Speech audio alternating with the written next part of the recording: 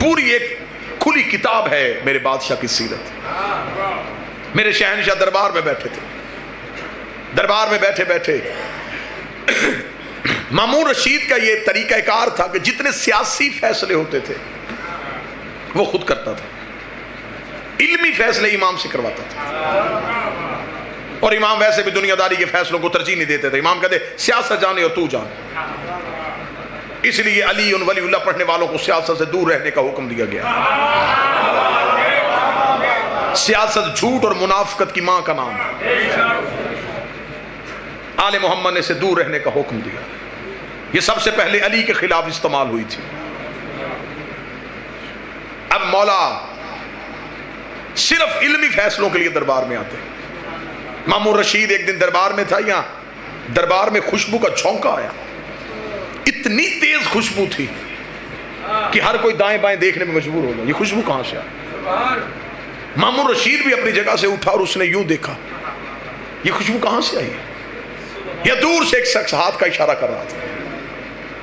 مامون نے کہا اسے بلاؤ. کون ہے تو؟ اس کا جسے ڈھونڈ رہا ہے. کون؟ اس نے کہا وہ خوشبو میرے پاس. مامون نے کہا کون سا عطر ہے؟ کس پھول کی خوشبو ہے؟ کہاں سے خرید کے لایا ہے؟ اس نے کہا نہ یہ پھول نہ یہ عطر. پھر یہ کیا ہے؟ اس نے ایک کپڑے کو کھولا. اس کے اندر ایک ڈبی تھی. اس نے ڈبی کو کھولا مامون کے سامنے کیا. مامون نے کہا یہ کیا ہے؟ اس نے کہا تیرے رسول کے سر کے بال. یہ منہ مبارک رسول ہے. نسل در نسل ہمارے پاس آ رہا ہے. تو پھر اس نے کہا اب میں غریب ہو گیا ہوں, چاہتا ہوں یہ بال بیچ دوں, لہذا میں چاہتا ہوں کہ تو خریدے. مامون نے کہا قیمت؟ اس نے ایک بال 100 دینار, 7 بال 700 دینار. اس نے کہا اتنے قیمتی کیوں؟ اس نے کہا رسول کے خریدنے. مشیروں نے مامون سے کہا خرید لے, کوئی نہ کوئی چیز تو ہمارے پاس بھی ہوگی, ہم بھی نبی کے وارث ہیں.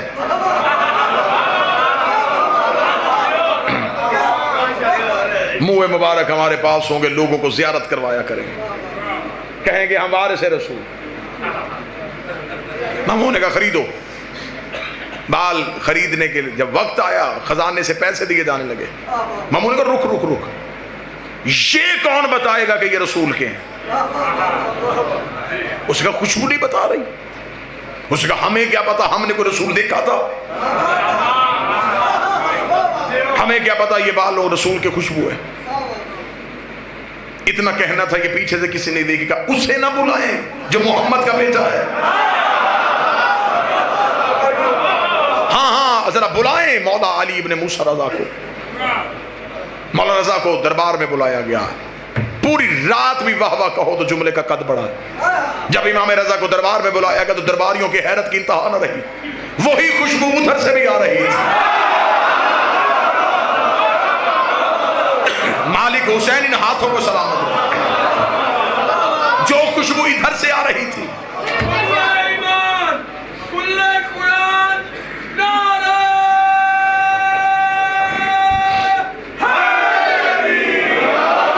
بالکل وہی خوشبو ادھر سے آ رہی.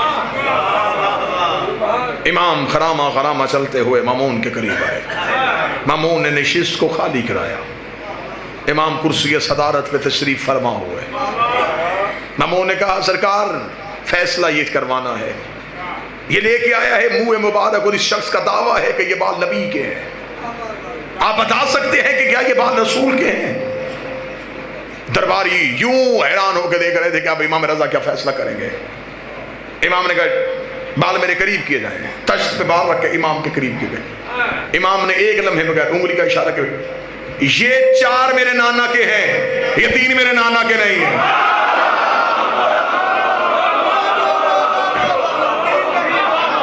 یہ 4 بال میرے نانا کے ہیں, یہ 3 بال.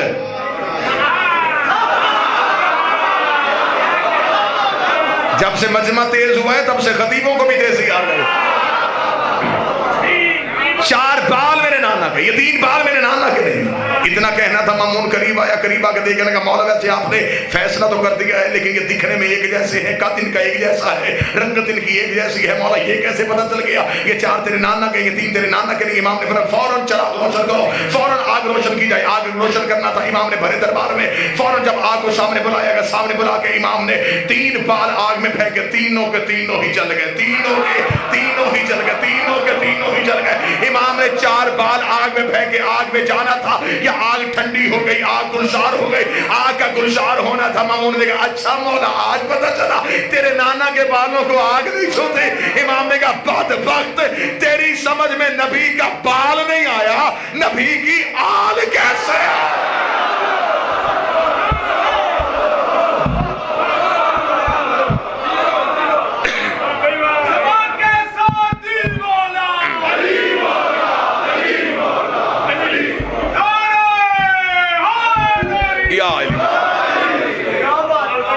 तुझे नबी के बाल समझ में नहीं, नबी की आल समझ में कैसे? जो इतना रईस था वो गरीबुल गुरबा कैसे हुआ?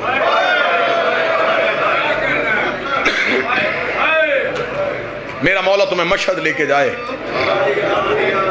अली के रोजे पे जाओ तो जलालत, हुसैन के रोजे पे जाओ तो करम, अब्बास की जर्री पे जाओ तो रोब, रजा के रोजे पे जाओ तो अमीरी। जो पहली बार मशहद जाता है ना, जो ही इमाम रजा का हरम देखता है, सीना भाईजान यूं चौड़ा हो जाता है, शिया को फख्र होता है इस इमाम का नौकर हूं। सोने के दरवाजे, चांदी की सीढ़ियां, बेहतरीन हरम, ता हद निगाह, अमीरी ही अमीरी, खुशबू के झोंके, बेहतरीन ईरानी कलीन, खादमों की लंबी लाइनें। जाहिर चलता चलता जब इमाम की जर्री पे जाता है, जर्री को देखता है, फिर चेहरा खुश होता है। सोने की जर्री, राज कर रहा है ज़हरा का बेटा, लेकिन जिगर उस तब फटता है जब बंदा ज़ियारत की किताब उठाता है तो पहला जुमला लिखा अस्सलामु अलैका या गरीबुल गुरबा। गरीबुल गुरबा पढ़ के जाहिर जर्री पे सर मार के कहता अमीरी तेरी इतनी ज्यादा है तो गरीबुल गुरबा कैसे है? अगर सुनने वाला कान हो तो रजा की जर्री से आवाज आती है, जिसकी बहन परदेश में रोल के मर जाए, जिसका लाशा वतन में ना आए, जिसे प्रदेश में मुसाफिर समझ के दफना दिया जाए, वो गरीब होता है। ये जो आज हम में अज़ादारी की तहजीब है, ये हमें इमाम रज़ा ने सिखाई। इतना इमाम को हुसैन की अज़ादारी से प्यार था। किताबें कहती हैं जब इमाम मजलिस सुनने के लिए आते तो जहां बैठ के अब सुन रहे हैं ना, इस जगह का तकद्दुस बताऊं, इमाम बैठने से पहले भी उस जगह को चूमते, उठने से पहले फिर चूमते।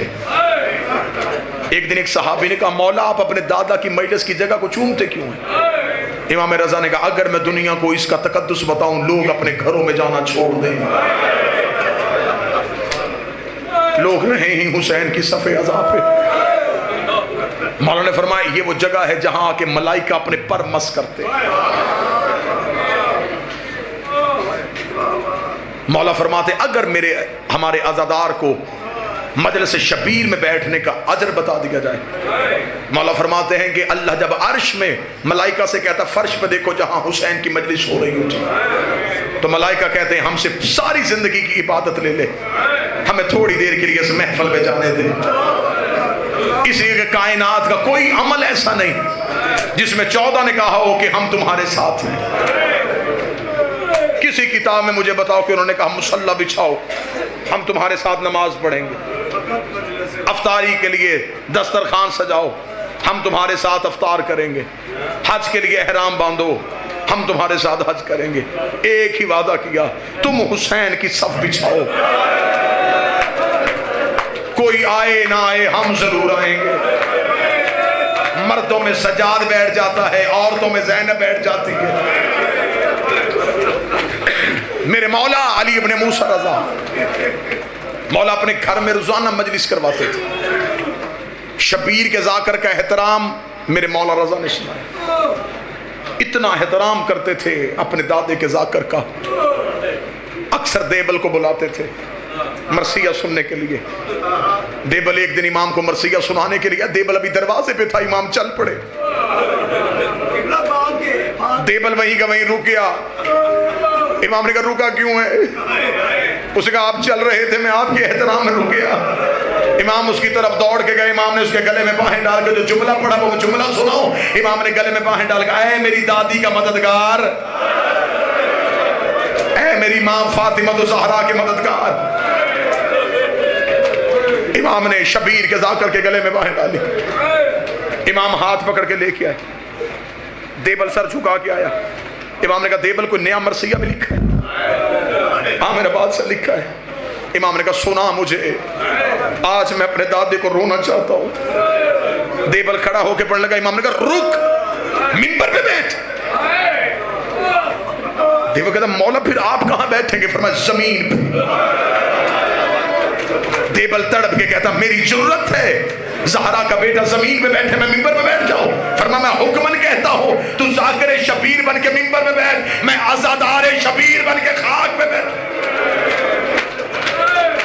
آج مجھے شبیر کا عزادار بننے دے، آج مجھے حسین کا عزادار بننے دے. دیبل منبر پہ حکم امام کے تحت بیٹھ گیا. دیبل نے ایک مرثیہ پڑھا. یہ مرثیہ عربوں میں آج بھی بڑا مشہور ہے. عرب آج بھی اس مرثیے کو سب سے زیادہ پڑھتے ہیں. یہ وہی مرثیہ ہے جسے حماد اہل بیت شہید محسن نقوی نے اسی مرثیے کا اردو میں ترجمہ کیا تھا اور وہ بڑا مقبول ہوا تھا. زہرا تیری کلیوں کا صحرا میں بکھر جا. یہ تخیل دیبل ہے، یہ دیبل نے لکھا تھا. سجاد یہ کہتے تھے معصوم سکینہ سے عباس کے لاشے سے چپ چاپ گزر جا. دیبل ممبر پہ بیٹھا. دیبل نے ممبر پہ بیٹھ کے مرثیہ شروع کیا.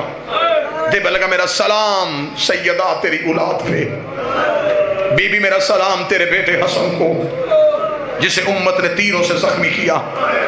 بی بی میرا سلام تیرے بیٹے حسین کو جس کا لاشا 3 دن بغیر کفن کے پڑا رہا. بی بی میرا سلام تیرے بیٹے سجاد کو جس نے زیور اٹھائے اور شام کا بازار عبور کیا. بی بی میرا سلام تیرے بیٹے باکر کو جس نے کم سنی میں قید دیکھی. بی بی میرا سلام تیرے بیٹے جعفر صادق کو جسے امت نے زہر دے کے شہید کر دیا. بی بی میرا سلام تیرے بیٹے موسی قاسم کو جس کے جسم کا گوشت زندان کی زنجیریں کھا گئی. دیبل نے یہ آخری شعر پڑھا اور آخری شعر پڑھنے کے بعد دیبل منبر سے نیچے اتر آیا. اب جو بندہ امام رضا کے جنازے پہ وہ ماتم کرے گا. دیبل امام موسیٰ کاظم کی شہادت کا شعر پڑھ کے نیچے اترا. امام رضا روتے روتے اٹھے. امام نے ایک کاغذ کے ٹکڑے پہ شعر لکھا. امام نے کہا دیبل دوبارہ منبر پہ جا، ایک شعر دوبارہ پڑھ. دیبل نے دوبارہ شعر کو ہاتھوں پہ لیا. امام نے لکھا میرا سلام زہرا تیرے اس بیٹے پہ جو تو اس میں غربت کی حالت میں دفن ہو جائے گا.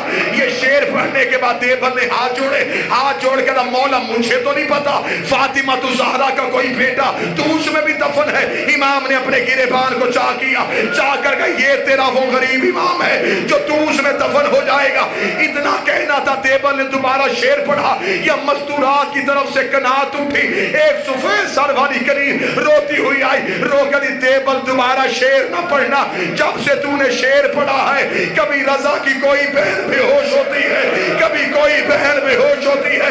امام رضا روتے روتے کنات کے قریب گئے. رو کے کہتے اے رضا کی بہنوں تم نے صرف بھائی کے قتل کا شعر سنا اور تم نے رونا شروع کر دیا. آئے میرا سلام سیدہ زینب پہ جو 70 قدم کے فاصلے پہ سر پہ قرآن رکھ کے کہتی رہے نہ مار. تم نے صرف بھائی کی شہادت کا شعر سنا.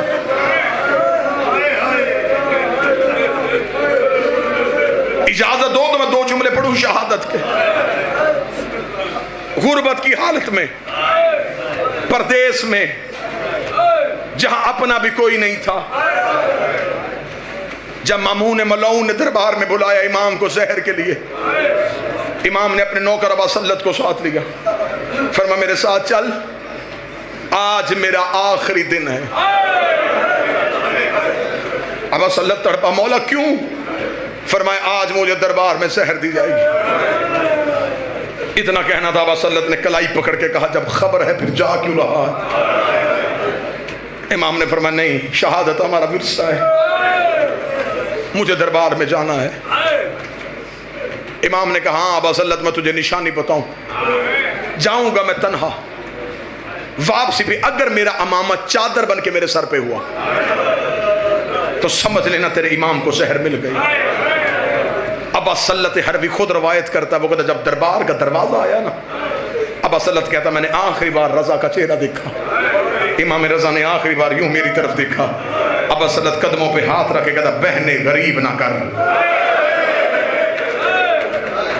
مولا تیری بہنیں پردیس میں ہیں، مولا منت کر نوکر پہ ابھی یہیں سے واپس چلے چل، میں تجھے مدینے چھوڑ کے آؤں۔